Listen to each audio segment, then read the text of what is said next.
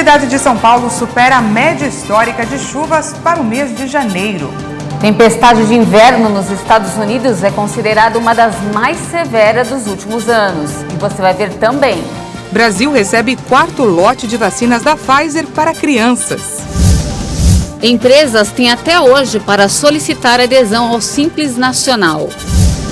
Coreia do Norte dispara míssil mais poderoso desde 2017. Diagnóstico de câncer pode ficar mais fácil com o uso de um tipo de bafômetro. Você confere a partir de agora no Jornal Toda Hora, segunda edição. Olá, boa tarde. Seja muito bem-vindo ao Jornal Toda Hora, primeira edição. Boa tarde, vamos juntos dar uma olhada nos destaques desta segunda-feira. As buscas por desaparecidos aqui em São Paulo continuam nesta segunda-feira, após as fortes chuvas atingirem cidades da Grande São Paulo e também do interior paulista. O número de mortos estava em 24 nesta manhã e ainda pode subir a dezenas de desaparecidos. Os temporais deixaram mais de 600 famílias desabrigadas ou desalojadas. O final de semana de chuvas intensas deixou mais de 20 mortos em 8 cidades da Grande São Paulo e interior do estado. E muitos prejuízos com alagamentos, transbordamento de rios, deslizamentos de terra e queda de árvores. As cidades de Várzea Paulista, Franco da Rocha, Francisco Morato e Embu das Artes registraram os maiores números de vítimas fatais. O secretário de Desenvolvimento Regional do Estado de São Paulo, Marco Vignoli, afirmou que entre os mortos estão 8 crianças e um adolescente. Uma delas foi um bebê de apenas 4 meses que chegou a ser socorrido após um desabamento em Itapevi, na Grande São Paulo. A mãe dele foi resgatada com vida e socorrida no hospital. Em Várzea Paulista, no interior de São Paulo, 5 pessoas da mesma família morreram após a casa em que moravam ser atingida por um desmoronamento. Em Embu das Artes, na Grande São Paulo, 3 pessoas também de uma mesma família perderam a vida após a casa ser atingida por um deslizamento de terra. 4 pessoas morreram em Francisco Morato, sendo 3 crianças e um adolescente, e 5 pessoas morreram em Franco da Rocha. E a região de Franco da Rocha foi uma das mais afetadas pelas chuvas. A nossa repórter Maria Clara Leite traz mais detalhes direto da região. Boa tarde, Maria Clara. Nossa equipe está aqui no Parque Paulista, em Franco da Rocha, onde neste domingo aconteceu um deslizamento de terra que atingiu algumas casas e deixou já várias vítimas. Aqui ao meu lado, o Tenente-Coronel Alessandro da Silva traz as informações para a gente agora. Tenente, vamos relembrar então como é que isso aconteceu? Sim, ontem por volta das 7 da manhã, o Corpo de Bombeiros foi acionado por conta desse deslizamento de terra que veio a atingir possivelmente de 4 a 5 casas. Até esse momento, 8 vítimas, 8 óbitos foram registrados. Sim, foram retiradas 13 pessoas, infelizmente, 8 em óbito e 5 com vida. Graças a Deus, 5 com vida. A gente tem informações do estado de saúde dessas pessoas? Sim, algumas com escoriações, algumas com fraturas, mas graças a Deus com vida. Que bom. E olha, após os temporais do fim de semana, a cidade de São Paulo superou a média histórica de chuvas para o mês de janeiro. Segundo o Centro de Gerenciamento de Emergências, foram mais de 280 milímetros de chuva até o início da tarde de domingo. As fortes chuvas deste fim de semana somaram um volume de mais de 50 milímetros em média somente na capital. Com isso, o volume total de chuva ficou cerca de 10% acima do esperado para o mês inteiro. Os últimos temporais registrados fizeram com que a cidade de São Paulo superasse a média histórica, com 284 milímetros de chuvas no balanço de domingo. A média histórica para o mês é de 255 milímetros. Mais de 100 chamados para a queda de árvores foram notificados na capital no fim de semana. Segundo o Centro Nacional de Monitoramento e Alertas de Desastres Naturais, os maiores acumulados de chuva foram registrados neste domingo nos bairros de Itaim Paulista, com 82 milímetros, Perus, com 74 e no Butantã, com 73 milímetros. Na Vila Maria, São Miguel Paulista, Campo Limpo e em outras áreas da região metropolitana, como no ABC Paulista, os acumulados passaram dos 50 milímetros. Ainda segundo o Centro Nacional de Monitoramento e Alertas, o risco de deslizamentos de terra é alto. E ainda falando sobre o mau tempo, só que lá nos Estados Unidos, uma tempestade de inverno com fortes nevascas e ventos atingiu a costa leste americana neste fim de semana. O mau tempo forçou o cancelamento de milhares de voos e ativou alertas para uma região onde moram quase 70 milhões de pessoas. A histórica tempestade de inverno foi considerada uma das mais intensas e severas dos últimos anos. O fenômeno é particularmente intenso no nordeste do país, onde afeta as cidades de Nova York e Boston e se desloca para o sul do Atlântico. Quase 70 milhões de pessoas vivem na zona atingida. Máquinas para espalhar sal e equipamentos para retirar a neve são usados nas ruas de Nova York, que nesta manhã registravam 10 centímetros de neve acumulada. Bem, é fantástico, é como esquiar cercado por luzes e telas de LED enormes. É uma experiência, porque já vi de todas as maneiras, menos assim. A Times Square parece mágica e congelante. É a única vez que podemos vir a Times Square com uma camada de neve fresca. O Serviço Nacional de Meteorologia emitiu alertas de geada para a Flórida e advertiu para o risco de queda de iguanas das árvores temporariamente congeladas. O acúmulo de neve pode superar 60 centímetros na área de Boston. As tempestades podem causar apagões e impossibilitar as viagens nas rodovias. Os governos dos estados de Nova York e Nova Jersey declararam estado de emergência e a Prefeitura de Boston decretou emergência pela neve. Agora vamos sair desse mau tempo e mudar um pouquinho de assunto. O país recebeu o 4º lote de vacinas da Pfizer para crianças. São mais de 1.800.000 doses do imunizante contra a Covid. O 4º lote da vacina pediátrica da Pfizer contra a Covid chegou ao Brasil. Com essa remessa, o total de imunizantes da farmacêutica para crianças de 5 a 11 anos no país já soma 6.100.000 doses para a campanha de vacinação. A entrega da nova remessa tinha previsão inicial para 3 de fevereiro, mas foi antecipada. A distribuição das doses por estado e pelo Distrito Federal, coordenada pelo Ministério da Saúde, segue o critério populacional de acordo com a faixa etária. O primeiro carregamento desembarcou no dia 13, o segundo no dia 16 e o terceiro no dia 24 de janeiro. Segundo o Ministério da Saúde, a expectativa é que sejam entregues mais 7.200.000 doses em fevereiro e 8.400.000 em março, podendo chegar a 30 milhões no primeiro trimestre. O esquema vacinal prevê 2 doses com um intervalo de 8 semanas. O imunizante tem dosagem e composição diferentes das que são utilizadas para os maiores de 12 anos. Com mais de 300 mortes em 24 horas, o Brasil já se aproxima de 627 mil vidas perdidas para a Covid. São mais de 25 milhões de casos confirmados da doença. O Ministério da Saúde confirmou 330 novas mortes por Covid-19 no Brasil em um dia. São 626.854 vítimas da doença no país desde o início da pandemia. Também foram registrados 134.175 novos casos de Covid nas últimas 24 horas. Ao todo, são 25.348.797 diagnósticos confirmados. A média móvel de mortes está em 537 vítimas diárias. A curva apresenta tendência de alta, com aumento de 253%. A média móvel de casos apontou 183.363 registros por dia. O número também indica tendência de alta, e esse aumento é de 174%.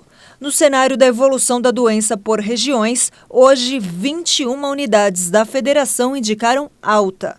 Acre, Alagoas, Amapá, Amazonas, Bahia, Ceará, Espírito Santo, Goiás, Maranhão, Mato Grosso do Sul, Minas Gerais, Paraíba, Paraná, Pernambuco, Rio de Janeiro, Rio Grande do Norte, Rio Grande do Sul, Santa Catarina, São Paulo e Sergipe.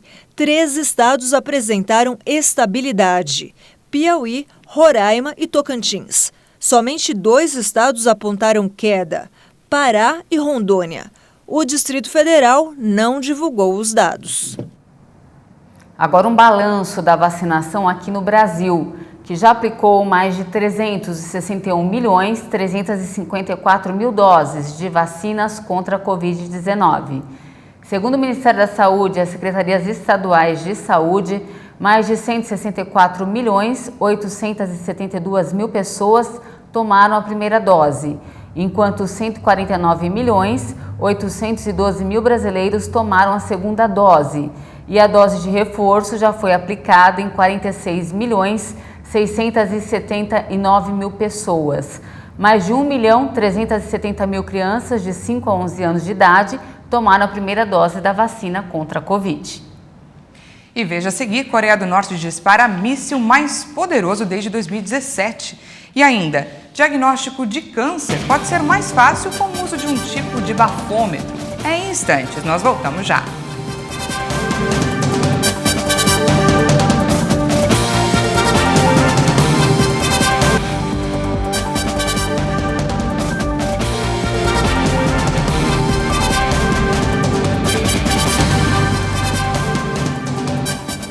Estamos de volta, agora são 13 horas e 15 minutos no horário de Brasília e agora a gente vai voltar a falar sobre as chuvas em São Paulo que têm afetado diversas regiões e a gente vai falar em específico sobre a região de Franco da Rocha, uma das mais afetadas, como a gente já falou anteriormente, e quem vai conversar com a gente é o prefeito da cidade, Nivaldo Santos, que vai contar para a gente como é que está a situação por lá. Boa tarde, prefeito. Eu sou Daniela Parisi, muito obrigada pela sua participação aqui no Jornal Toda Hora.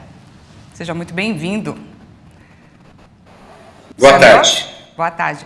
Prefeito, eu gostaria que o senhor atualizasse para a gente o número de vítimas e quantas pessoas ainda estão desaparecidas. Até o momento ainda não houve alteração em relação a ontem. Nós estamos com 5 óbitos confirmados, 6 foram resgatados com vida, felizmente, e trabalhamos com a possibilidade de ter 11 pessoas desaparecidas. Os bombeiros estão fazendo esse resgate lá no local, no Parque Paulista. Prefeito, agora o senhor falar com a Patrícia Velenic, muito prazer, muito obrigada pela sua participação.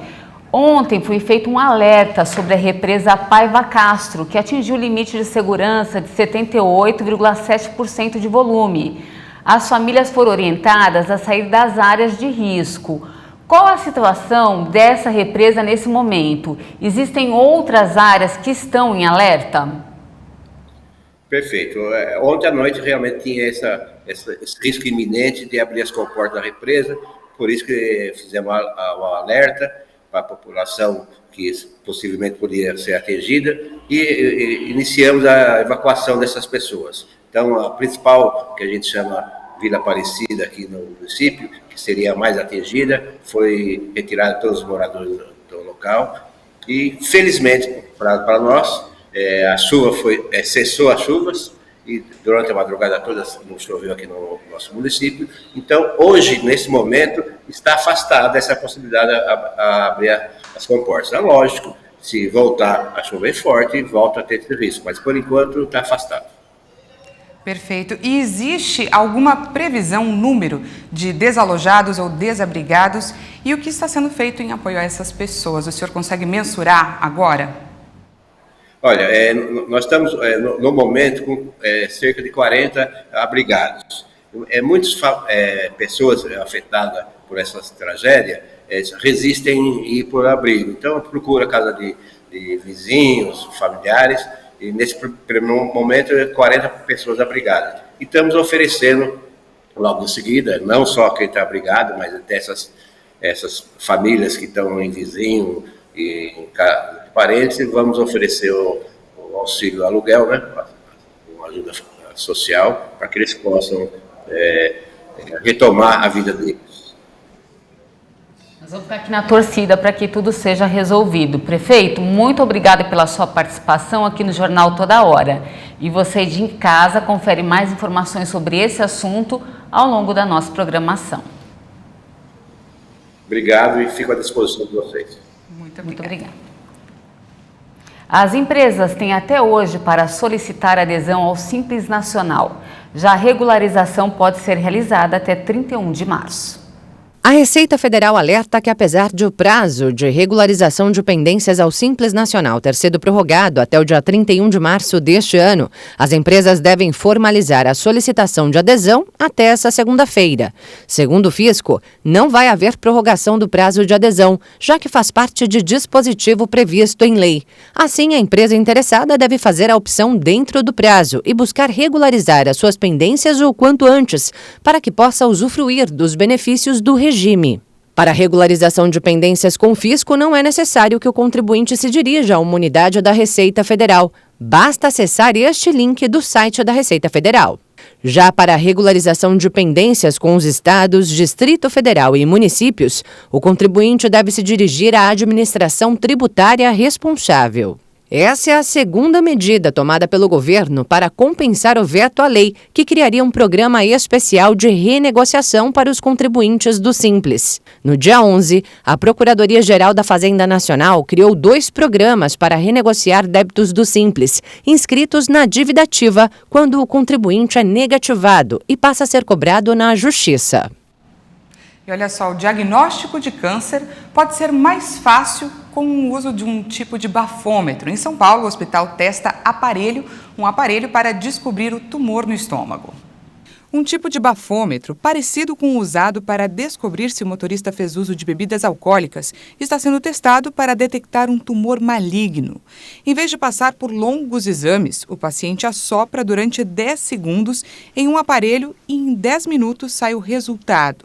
A avaliação vai gerar um resultado de padrão de respiração, como se fosse o perfil de um eletrocardiograma com uma linha em movimento. O Hospital AC Camargo, referência no Brasil no tratamento de câncer, faz parte do estudo que verifica a efetividade do aparelho. Ele está em desenvolvimento há 4 anos em Israel pelo Instituto de Tecnologia e conta com o apoio de profissionais na Finlândia, Suécia e Alemanha. E o Hospital Brasileiro está entre os parceiros clínicos do projeto. A princípio, o foco é a detecção de tumores no estômago. O câncer do estômago é uma doença silenciosa sem muitos sintomas no início. Segundo dados do Instituto Nacional de Câncer, a doença é o 3º tipo mais frequente entre homens e o 5º entre as mulheres. Na maioria dos casos, a descoberta da doença é tardia. O bafômetro vai ficar em São Paulo por pelo menos 6 meses e o objetivo é usar em mais de 300 indivíduos, entre doentes e saudáveis. Os pesquisadores precisam registrar o maior número de perfis para ter a base de comparação. No destaque internacional, a Coreia do Norte disparou seu míssil mais poderoso desde 2017, neste domingo. Os militares sul-coreanos disseram ter detectado um míssil balístico de alcance intermediário, lançado em um ângulo alto na direção do Mar do Leste, também conhecido como Mar do Japão. A arma teria atingido uma altura máxima estimada de 2.000 quilômetros e teria viajado cerca de 800 quilômetros em meia hora. Já o governo japonês assegurou que o míssil era de médio ou longo alcance. Apenas em janeiro, a Coreia do Norte realizou 2 testes de mísseis supersônicos e 4 testes de mísseis balísticos e de cruzeiro de curto alcance.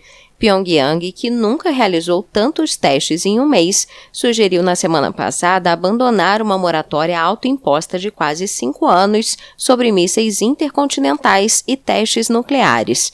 Seul alertou que seu vizinho parecia seguir um padrão semelhante a 2017, quando as tensões na península estavam no limite.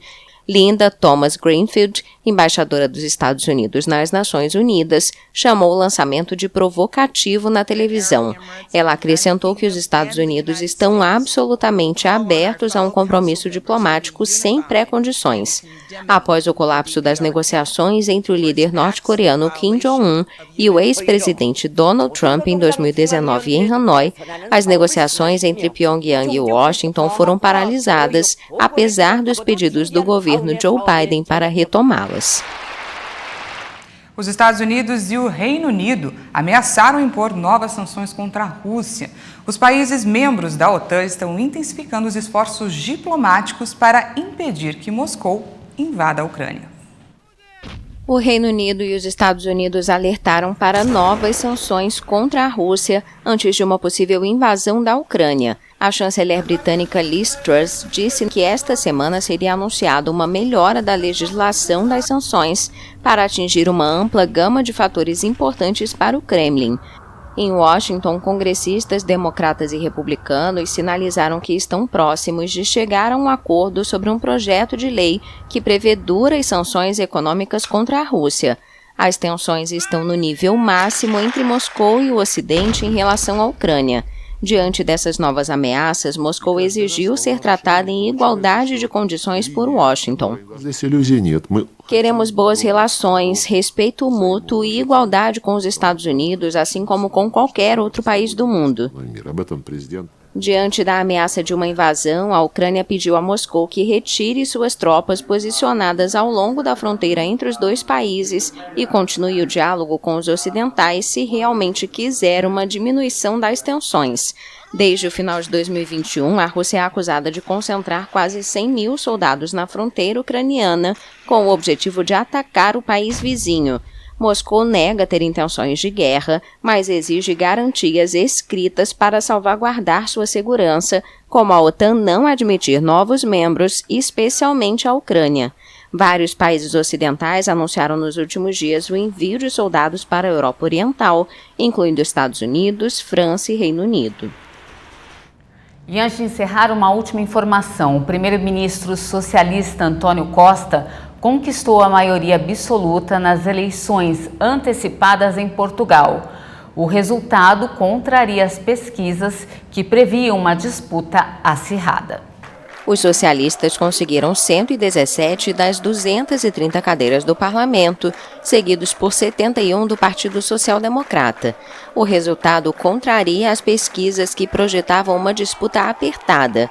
Com o resultado, Costa não dependerá mais dos dois partidos da esquerda radical que o apoiaram a partir de 2015, mas abandonaram a coalizão em outubro, o que forçou a convocação de eleições antecipadas.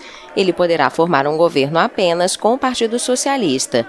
4 cadeiras do parlamento ainda serão definidas nos próximos dias pelos votos emitidos no exterior. Uma maioria absoluta não é o poder absoluto. Não é governar sozinho. É uma responsabilidade acrescida.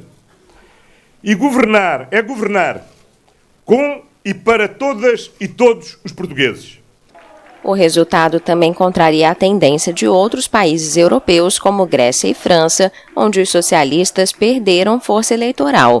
A principal força da oposição, o PSD de Rui Rio, ex-prefeito do Porto, de 64 anos, ficou em segundo lugar com 71 cadeiras.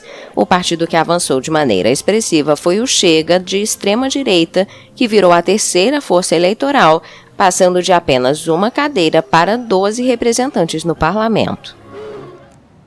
Não temos mais tempo, essa edição fica por aqui. Muito obrigada pela sua companhia, um ótimo dia para você e até mais. Daqui a 20 minutinhos tem mais informações com a Juliana Dariva. Muito obrigada pela sua companhia e até amanhã.